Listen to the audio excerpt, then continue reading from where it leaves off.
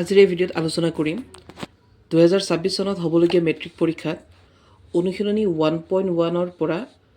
মানে 1.1, 1.2 আৰু 1.3 আৰু অনুশীলনী 1.4 পৰা কোনবিলাক প্ৰশ্ন বেছি আহিব। যেহেতু আজিকালি প্ৰশ্নবিলাক অলপ বনাই দিয়া দেখা পোৱা গৈ আছে, নিয়ম একেই থাকে কিন্তু অলপ সাল সলনি কৰে।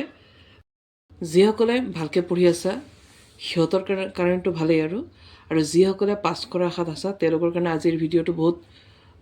হেল্পফুল হ'ব আৰু ভালদৰে চাই যাবা। মই যোৱা ভিডিঅ'ত পুনৰ আলোচনাৰ বিষয়ে মই ৰিভিজন চেপ্টাৰটোৰ বিষয়ে মই কৈছিলোঁ যে তাৰ পৰা কোনবিলাক MCQ বা কোনবিলাক 2 মাৰ্কছত আহিব। তো যিসকলে মোৰ যোৱা ভিডিঅ'টো চোৱা নাই এইটো চাই ল'বা। এতিয়া যেহেতু 2026 চনৰ মেট্ৰিক পৰীক্ষাৰ বেছি দিন নাই, মাত্ৰ এটা মাহ সময় আছে, গতিকে এই এটা মাহত আমি কেনেকৈ পঢ়িম, কেনেকৈ প্ৰেক্টিছ কৰিম আৰু কোনবোৰ আমি মেথছ আমি অলপ বেছি চাম। এতিয়া যদি আমি অনুশীলনী 1.1 পৰা আমি চাওঁ, তো ইয়াৰ যিটো আমি কলনবিধি, ইউক্লিডৰ কলনবিধি ব্যৱহাৰ কৰি গসা ওলোৱা, এই নিয়মটো আমি চাই থ'ব পাৰোঁ, কাৰণ এইটোৰ পৰা MCQটো আহে আৰু 2 মাৰ্কত বা 3 মাৰ্কতো আহে। এতিয়া যদি মই ক'ব যাওঁ যে 1 চেপ্টাৰটোৰ পৰা কিমান মাৰ্ক আহিব, তে আমাৰ টোটেল আহিব 5 মাৰ্কছ। অনুশীলনী 1.1 কথা মই কোৱা নাই, গোটেই আমাৰ 1 চেপ্টাৰটো 1.1, 1.2, 1.3, 1.4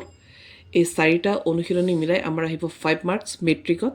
তাৰে 3টা থাকিব MCQ আৰু 2 মাৰ্কত থাকিব এটা। গতিকে যদি কলনবিধি দিয়ে তো 2 মাৰ্কৰ ওপৰত আমাৰ নিদিয়ে। তো গতিকে কলনবিধিটো আমি চাই থ'ম, যাতে MCQত আহিলেও আমি পাৰিব লাগিব আৰু 2 মাৰ্কত আহিলেও যাতে আমি পাৰিব লাগিব। এতিয়া কথা হ'ল, কিছুমান ছাত্ৰ ছাত্ৰী আছে যিসকলে কিতাপৰ পৰা ছেম দিলে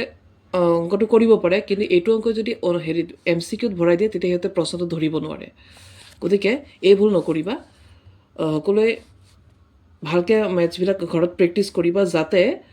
সেইটো 2 মাৰ্কত দিলেও যাতে আমি পাৰোঁ আৰু MCQত দিলেও যাতে আমি সেইটো পাৰোঁ। হয়তো MCQত অলপমান চেঞ্জ কৰিব, গতিকে আমি সদায় প্ৰশ্ন ভালকৈ বুজি পিছত আমি মেথছবোৰ কৰিব লাগে।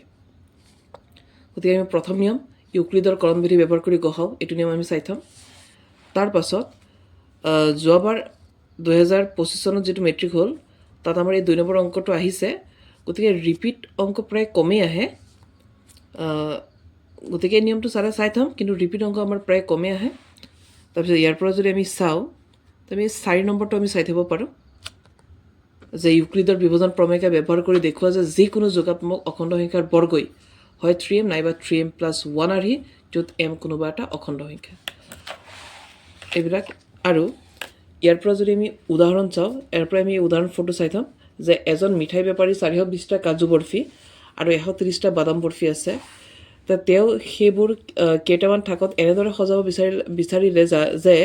প্ৰতিটো থাকত সমান সংখ্যক মিঠাই থাকে আৰু ট্ৰেখনত এইবোৰ আটাইতকৈ কম ঠাই আগুৰে। তো এইটো আমি কি কৰিব লাগিব, আমাক উলিয়াব লাগে যে প্ৰতিটো থাকতে কিমান সংখ্যক মিঠাই থাকিব। তো এইটোৰ কাৰণে আমি কলনবিধি কৰি দিম। গসা উলিয়াই দিলে ইহঁতৰ পাই আছোঁ আমি যে 420 আৰু 130ৰ গসাও যিমান হ'ব, প্ৰতিটো থাকতে সিমানেই মিঠাই থাকিব, হয়নে নহয়? তাৰপিছত 1.1 পৰা আমি এই চাম, আৰু ইয়াৰ পৰা এটা ইম্পৰ্টেণ্ট অংক আছে, এইটো হৈছে উদাহৰণ 1। যদি আমাৰ কলনবিধি আহে তে এইটো অহা দেখা পোৱা যায় যে 4052 আৰু 12576ৰ গসা ওলোৱা। হয়তো MCQটো দিব, আৰু এটা আছে 210 আৰু 55, এইটো বেছি MCQত অহা দেখা পোৱা যায়, 210 আৰু 55।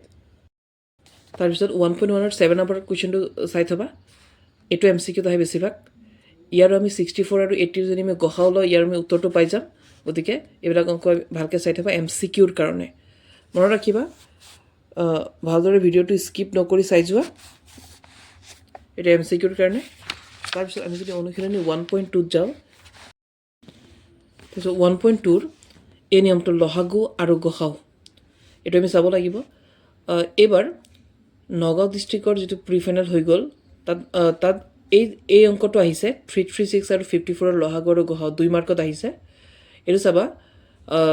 যিসকলে এখন কুৱেশ্যন পেপাৰ চাইছে নগাঁও ডিষ্ট্ৰিক্টৰ, তাত ছেকশ্যন বিৰ 47 নম্বৰ প্ৰশ্নটো চাবা, এইটো অংক আছে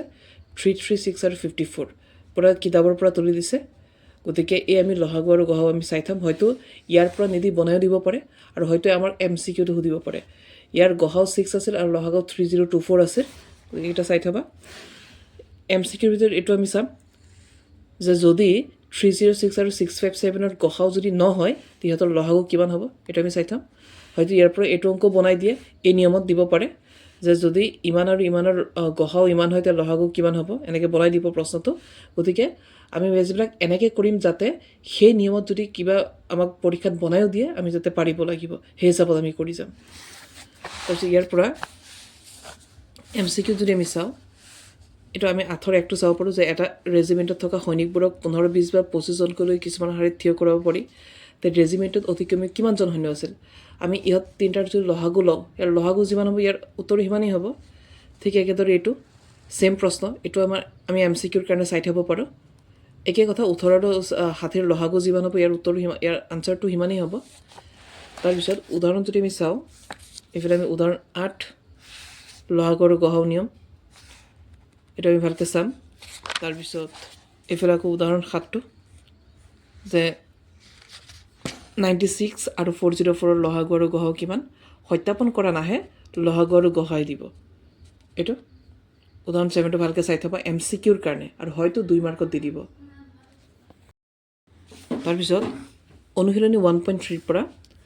দেখুওৱা যে ৰুট 5 অপৰিমেয় এনেকুৱা এটা অপৰিমেয় দেখাব দিয়ে ইয়াৰ পৰা MCQ নাহে বাৰু ইয়াৰ পৰা MCQত আহিব কেনেকুৱা আহিব এনেকৈ ক'ব যে ৰুট 5 এটা কি 4টা অপশ্যন দিব পৰিমেয় অপৰিমেয় এনেকৈ অপশ্যন দি দিব তো এইবিলাক অপৰিমেয় হয় তো ইয়াৰ পৰা MCQ আহে তো ইয়াৰ পৰা আমি চাই থ'ম এটা অংক 2 মাৰ্কত আমাৰ কমন পৰি যোৱাৰ চান্স থাকে তাৰপিছত ইয়াৰ এই উদাহৰণ এইটো চাবা উদাহৰণ 10টো দেখুওৱা যে 5 - ৰুট 3 অপৰিমেয় এইটো চাবা ভালকৈ তো 1.4ৰ পৰা আমি এইটো চাম যে ইয়াত দুটা টপিক আছে যে দশমিক পৃষ্ঠি পৰিসমাপ্ত আৰু নিৰৱধি পোনপনি ইয়াৰ পৰা MCQত এটা অংক আহিব গতিকে এই টপিক দুটা ভালকৈ শিকি থ'বা যে কেতিয়া পৰিসমাপ্ত হয় আৰু কেতিয়া নিৰৱধি পোনপনি যদি আমাৰ হৰত এই হৰটো 2 আৰু 5ত ওলায় তেতিয়া আমি পৰিসমাপ্ত বুলি কওঁ আৰু অন্যথা আমি নিৰৱধি পোনপনি বুলি কওঁ এইবাৰো MCQত নগাঁও ডিষ্ট্ৰিক্টত আহিছে ইয়াৰ পৰা দুটা প্ৰশ্ন মিলাব দিছে ডাইৰেক্ট নিদিয়ে আজিকালি নতুন নিয়ম কৰে মিলাব দিয়ে যে কোনটো কাৰ লগত মিলে গতিকে তেনেকুৱাত আমাৰ দিব গতিকে ইয়াৰ পৰা 1.4ৰ পৰা খালি এই দুটা টপিক শিকি থ'লে হ'ল আৰু ছেম নিদিবও পাৰে কিন্তু এইবাৰ ইয়াৰ পৰা ছেম দিছে এইটো দি দিছে এইটো আৰু এইটো দিছে ছেম দিছে গতিকে আমি এই টপিকটো শিকি দিম যে পৰিসমাপ্ত কেতিয়া হয় আৰু নিৰৱধি পোনপনি কেতিয়া হয় এইটো লব এইটো হৰত যদি 2 আৰু 5 ওলায় তে পৰিসমাপ্ত আৰু অন্যথা নিৰৱধি পোনপনিক হয় তো এইকেইটা আমি চাই থাম মই বাৰু পিছৰ ভিডিঅ'ত ইয়াৰ MCQ কেইটা মই দি আছোঁ গতিকে আজিৰ ভিডিঅ' ইয়ালৈ